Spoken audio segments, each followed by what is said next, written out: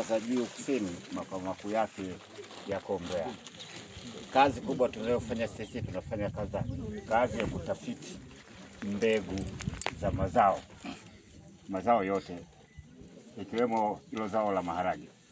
Na katika kufanya utafiti katika zao la maharage tunazingatia mapungufu ambayo yapo ili kuweza kumkwamua mkulima kupata kipato, lakini nini kimo ndani ya maharage ambayo ndio mboga kubwa inayotumiwa na wakulima wengi wa nyanda za juu kusini.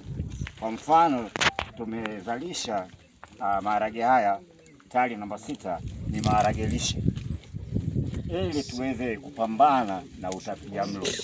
Tunajua kabisa kwamba sisi kama watafiti tukiangalia mapungufu ambayo yapo katika jamii zetu, hasa katika swala la udumavu, ili tuweze basi kumkomboa, sisi tunakwenda mbali zaidi kwa kuongeza viini ambavyo vinatoa protini ya kutosha na kuweza kumsaidia mkulima ili aweze kupata chakula hapo hapo na lishe, chakula ambayo inalishe hapo hapo nyumbani kwake na katika mazingira yake.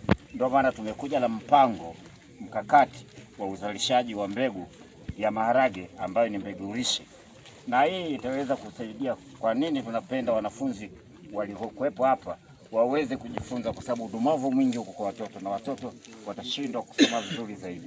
Kwa hiyo basi tunahamasisha kulima kwenye vikundi hata shuleni, ili basi watoto wanapopata chakula shuleni, wakipata maharage yenye lishe ya kutosha, yenye viini ambavyo vina protini nyingi ya kutosha, basi tutasaidia taifa kuondoa udumavu moja kwa moja kwa kupitia kwenye maharage.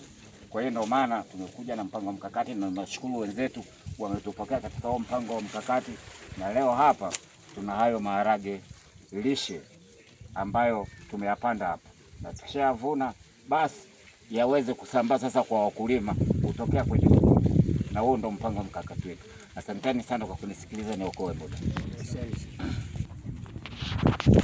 Wapendwa wakulima wetu, hapa mbele tunavyoona ndio mtaalamu wetu wa TARI kutoka Uyole alikuwa akiongelea maharage lishe, na ndio haya tunavyoyaona hapa mbele yetu, yamepandwa katika kijiji cha Kilembasi. Hii kata ni Mbaramaziwa Mafinga hii. Kwa hiyo tulikuwa leo tuna farm day kama tunavyoona pale, wataalamu mbalimbali wamepita, lakini kikubwa kwenye haya maharage nadhani atakuja kuokoa taifa kama alivyosema mtaalamu.